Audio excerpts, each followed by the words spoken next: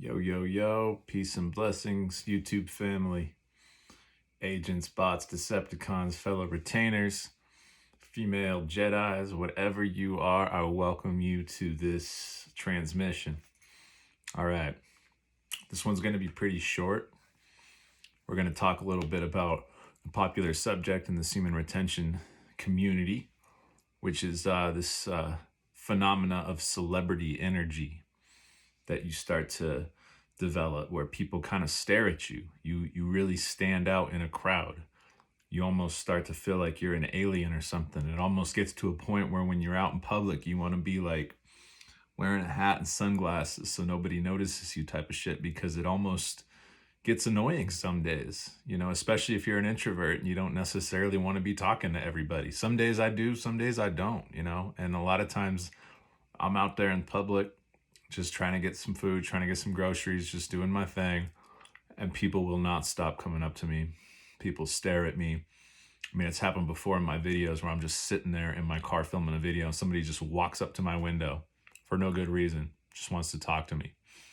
And usually it's nothing bad. They just want to exchange energy with me, just perfect strangers, catch people staring at me. It gets weird. It's like that. I hope I don't sound conceited or self-centered, because this is not something that, it's not always been this way. There's something to this. There's some metaphysical stuff going on here. And it also has a lot to do with confidence, charisma, and the kind of swagger that you get when you really, really believe in yourself. The people in this world that are the most successful, whatever it is, whatever endeavor, whether they're athletes, whether they're business people, whether they're musicians, whatever it is, people that have achieved a high level of success to the point that they have notoriety or fame, there's a combination of things going on. A lot of times, I think as those of us who are more conscious know, some of these people essentially sold their souls to get to where they are. That's not to say that they don't have talent. Some of them have talent and they sold their souls. Some of them don't have much talent. They just sold their souls and they're being used. But also, sports is a good example. And also like self-made business people is a good example. And musicians, because you can't fake musical ability, Certain musicians are just absolutely incredible and it's undeniable. Certain athletes can do things that are just absolutely incredible and nobody can deny it. And what these people tend to have in common is that they believe in themselves, right? I mean, it's almost like a cliche at this point. We all know, like, Michael Jordan didn't make his high school basketball team. Did that stop him? No. Why? Because he believed in himself. People like Kobe Bryant, some musicians, people like John Coltrane, legend in the jazz world. If you're into jazz, greatly considered to be the best improviser of all time by a lot of people. This is a man that believed in himself. He also believed in the Most High, and he gave all the glory to the Most High. That's part of why he's somebody I'll reference a lot. He's one of my heroes. So, anyways, the celebrity energy thing that you cultivate on SR is very, very real. I wanted to make an announcement before I chop this up a little bit more, and then you guys can get on with your evening. But Subconscious and I have another podcast. We have another episode of The God-Centered Life coming up. We're going to talk about fasting from a biblical perspective and also from a scientific perspective. So we're going to be bringing Old Testament, New Testament, and modern science and some medical literature and bring it all together for you guys and talk about what fasting is all about and what it's for. So looking forward to dropping that. I hope you guys tune in and check it out. All right. So this celebrity energy, you guys, anybody that's been on retention for any length of time, anybody that's in this for the right reasons has probably experienced this to some degree.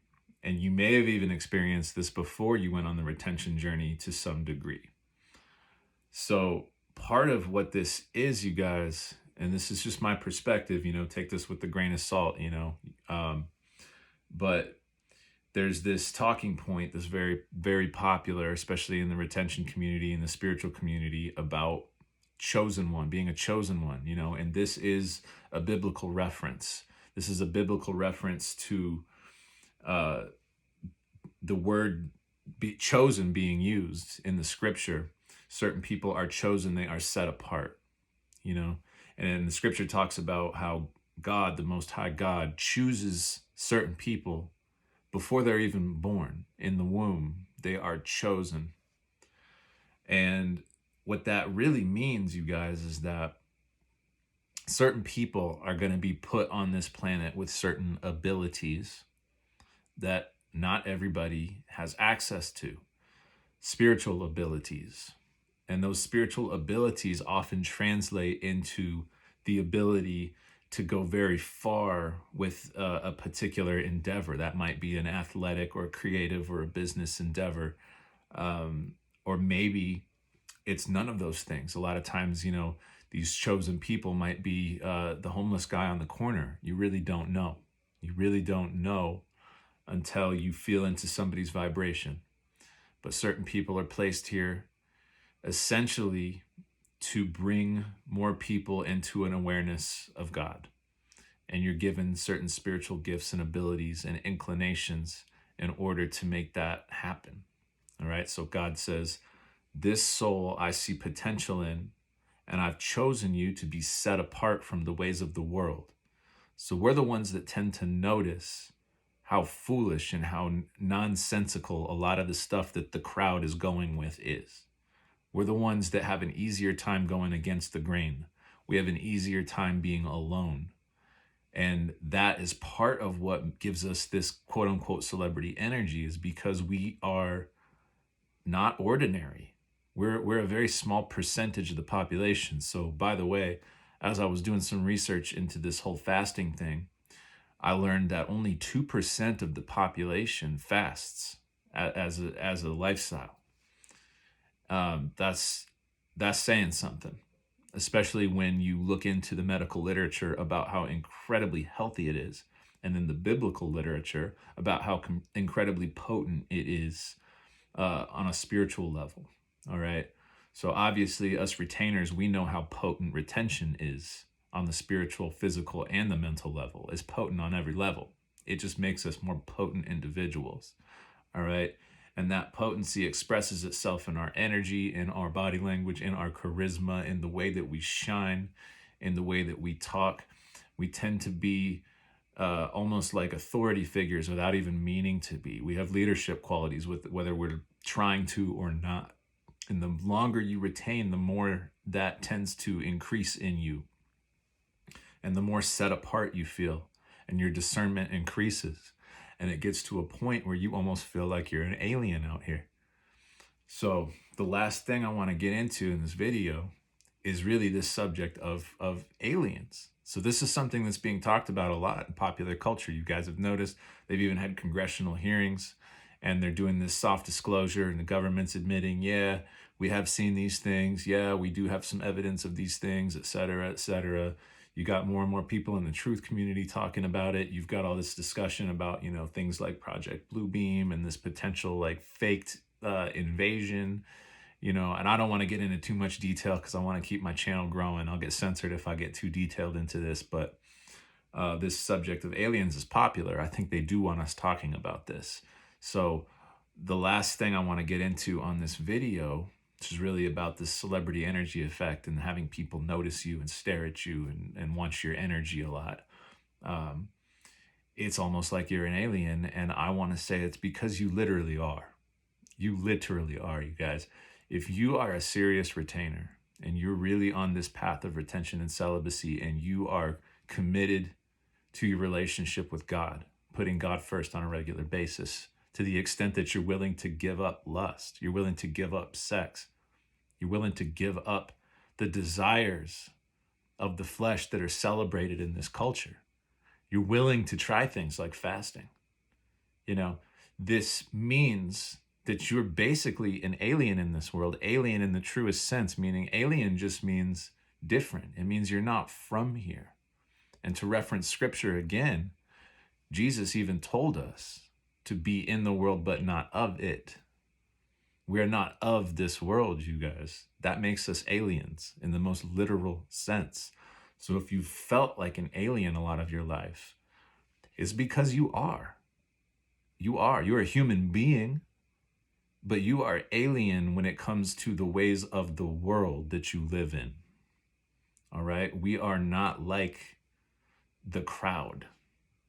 There's a certain amount of people that are going to stick with the crowd no matter what they're doing, whether it makes sense or not. And there's a certain amount of people that if the crowd gets crazy enough, they're going to start to wake up. And then they're going to start to look to people like us for answers. Or they might start getting those answers on their own. Part of my own awakening process, which is still underway, really had to do with witnessing the darkness in the world. It had to do with seeing things like 9/11 unfold and seeing things like what happened in 2020 unfold and learning about the food system and about the medical system, the pharmaceutical industry, and all of these things, and realizing how connected these things are and how all of these large corporations that are doing a lot of harm to people are basically owned by the same people at the very top. And you realize that, there's all this talk about conspiracy theory. You realize there's really not a lot of theory going on here. There is very much a reality that a small group of people have conspired to control a large group of us. That's a very real thing. And it's funny because a lot of the people that would gaslight people like me, they know it too. They just, I think it scares them. And that's fair. It's not a pleasant reality to accept. It's a hard pill to swallow. But at a certain point, you realize that their only real power exists through manipulating you on a psychological level. So when you break free mentally, you start to break free spiritually, right? So you're still physically here, but you're not of this world. You're different. You're basically an alien. And so naturally, imagine, you're an alien that dropped into this world. People are going to look at you funny, man. People are going to look at you. People are going to notice you. And I think it's something as retainers or as quote unquote chosen ones, it's just something we're going to have to get used to and learn to embrace. So with that,